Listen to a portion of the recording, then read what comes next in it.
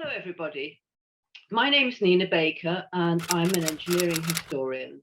And usually I'm looking into the stories about women who were working in engineering a long time ago. But I bought this book about women in the Second World War at the beginning of last year's lockdown. And I was really intrigued because it talked about army women wearing white skirts and reefer jackets like Navy women. So I looked a bit further, and this is what I found. In 1941, the government was trying to rapidly increase the number of women in the armed forces, and the army in particular had huge targets to meet. They were looking to recruit about 4,000 a week with an ultimate aim of about 200,000 women in the ATS. And one of the ways they did this was to have razzmatazz displays on Britain's seaside resort seafronts. And they tried to make it look as exciting as possible. Lots of girls who were thinking of going into the army thought that perhaps motor transport would be quite exciting. But at the top end of the scale, the army was looking for some very, very superior women indeed. So this newspaper article, clearly a press release from the army. The ATS are taking over fascinating direct action jobs with the Royal Artillery, the anti-aircraft and searchlight batteries. And in gunnery research, those with a scientific bent are working at a famous army school of experiment where gunnery research is carried on, and their working dress, specially designed to make them conspicuous at a distance, consists of a white skirt, dark blue pea jacket and forage cap. And they were indeed looking for special girls. Even the other ranks had to have the equivalent of O-level or standard grade in maths, and their officers had to have maths or physics degrees. And they did indeed have special uniforms. The Royal Artillery has something of a habit of fancy uniforms going way back into the 17th and 18th and 19th centuries. The very oldest uniforms that we see in pictures were of men in navy blue, double-breasted tailcoats with white breeches. And that is a kind of pattern. And if you look at the picture in top left, this is in Victorian times, and you can see several different uniforms being worn, but a lot of white. And that was typical for the other ranks. They wore white suits. That was their equivalent of fatigues back in the day, because it was very cheap to make, easy to wash.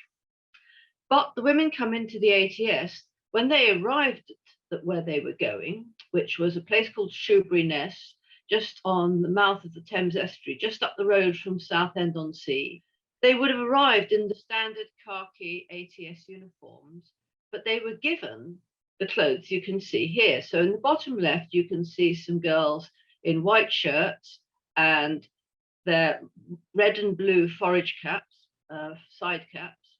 And in the picture on the right, which is an inspection when some senior ATS women came to have a look, you can see the ATS officers in their rather bulky khaki uniforms, but you can see the ATS girls who are working at Shoebury-Ness, white skirts, double-breasted jackets, and the Royal Artillery side caps, which is the feminine version of the uniform of the man you can see in the middle.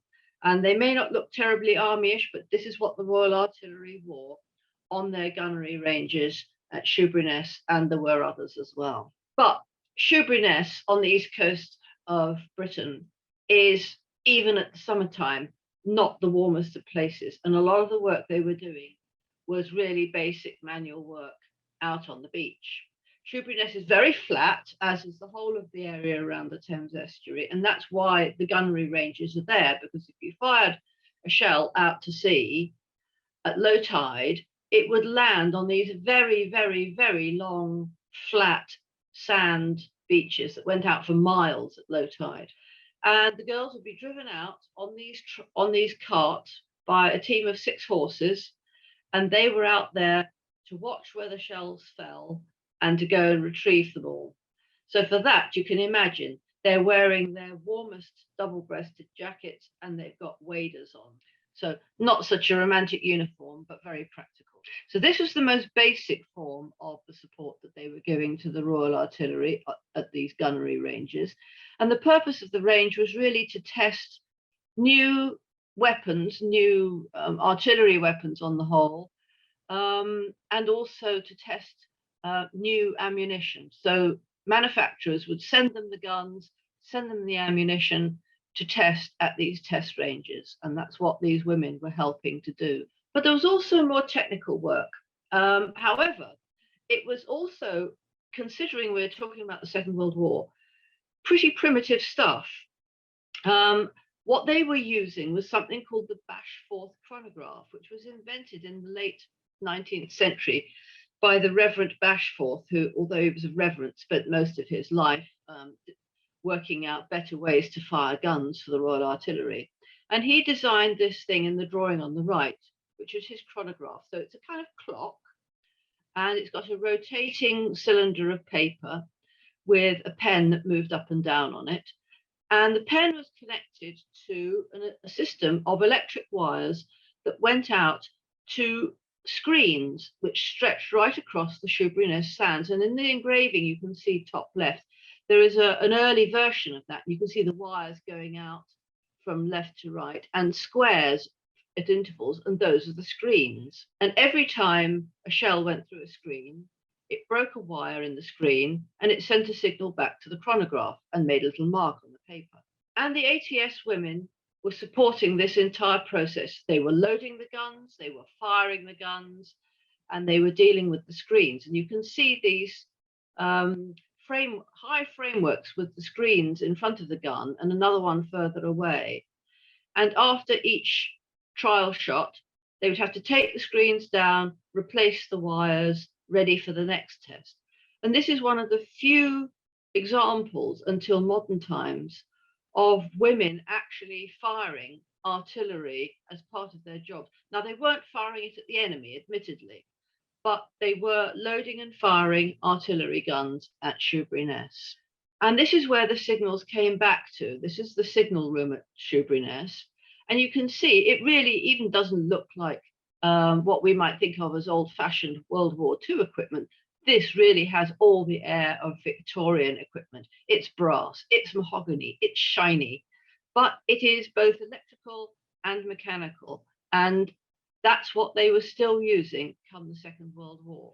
Now, the two women facing us, sitting at things that look from this direction a bit like a typewriter, what it actually is, it's a framework that supported the pieces of paper off the chronograph. And they were able to take measurements off this piece of paper and start to do calculations. And in the middle, for those of you of a certain age, you might recognize the biggest slide rule you've ever seen. And that's what they were using to do the calculations with.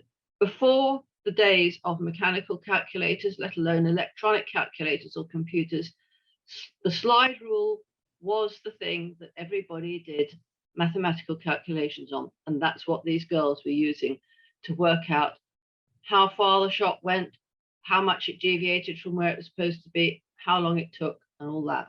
As well as that Victorian system, there was also an optical set of equipment, which had been designed at the end of the First World War, and they were known as the Darwin Hill mirrors and the Darwin Hill windows. And this is a mirror table, and this is from a rather charming set of war artists' sketches of women at Shoeburyness. And here, top left, you can see two ATS women operating one of these mirror windows. So it's a mirror lying flat on a table with grid lines marked on it and this raised eyepiece.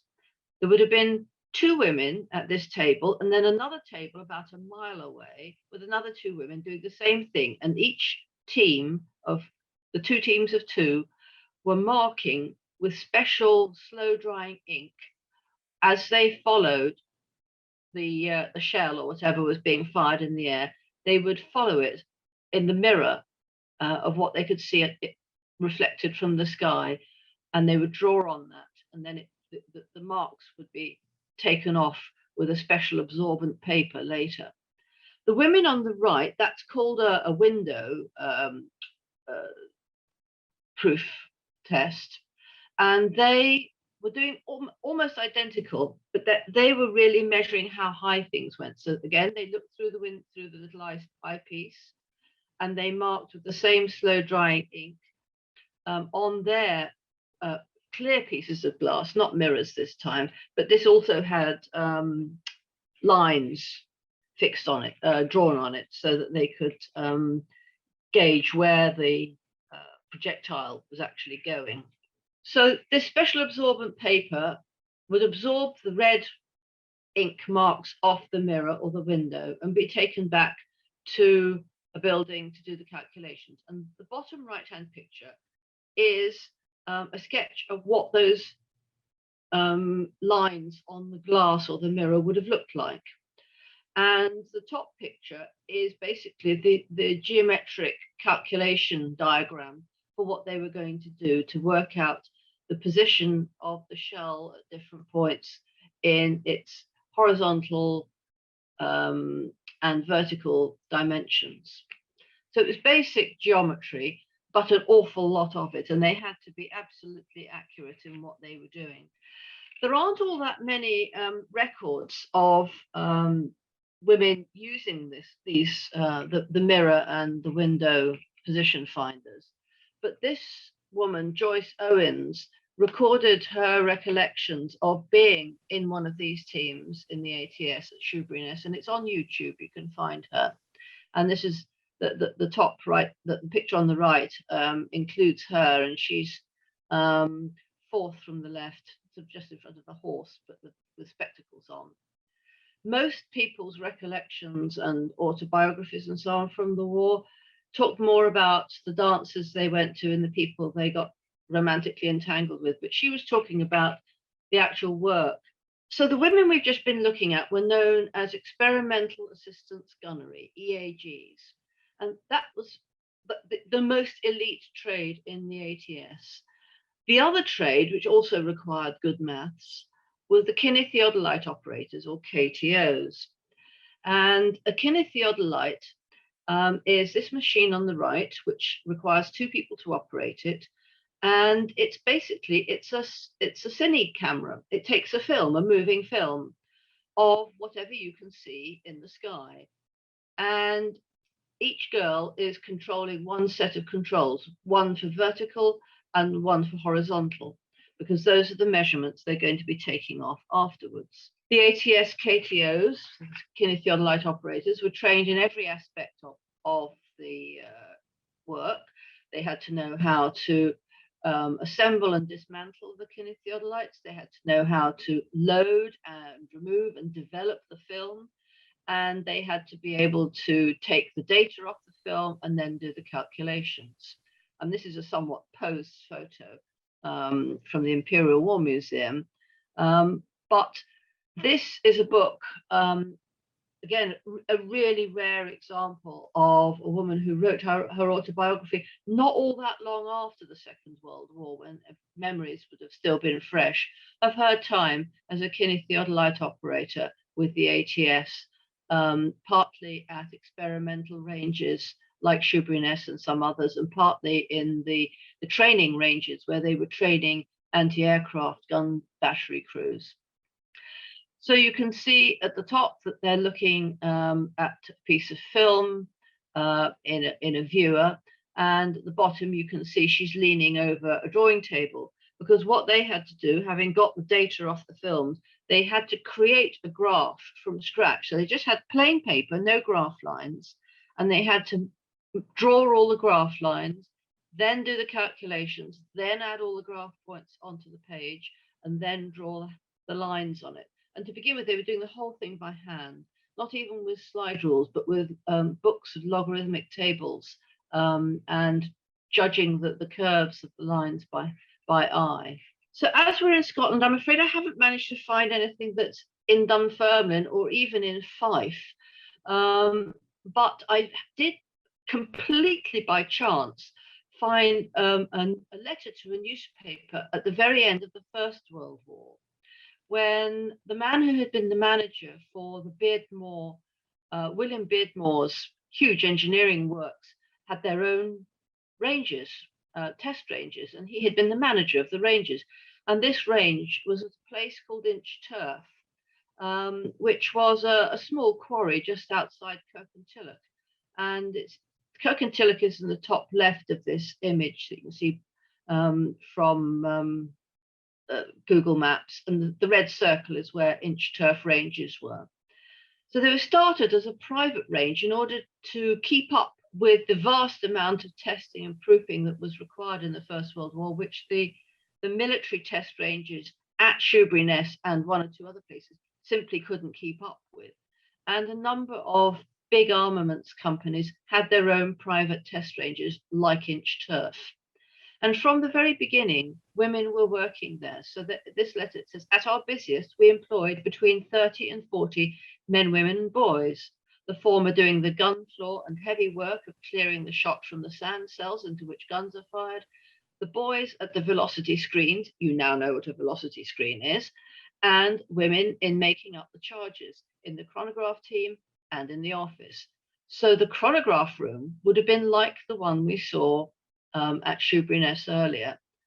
However, this range was a private range, and it didn't stop at the end of the war. It carried on into the 1920s. Then the military took it over. Then the government took it back. And then after the Second World War, it was privatized again, and didn't close until the 1990s. So this picture in the bottom left is of women still making up charges, still doing the work at Inch Turf ranges in the 1990s. That picture is from a brochure which the government produced about the facilities at all its testing ranges, in case anybody would want to pay the government to make use of them at the time when they were sort of semi-privatized. So this is the earliest one I've ever found of example of women doing this work. Most of what I know about is the ATS women in the Second World War.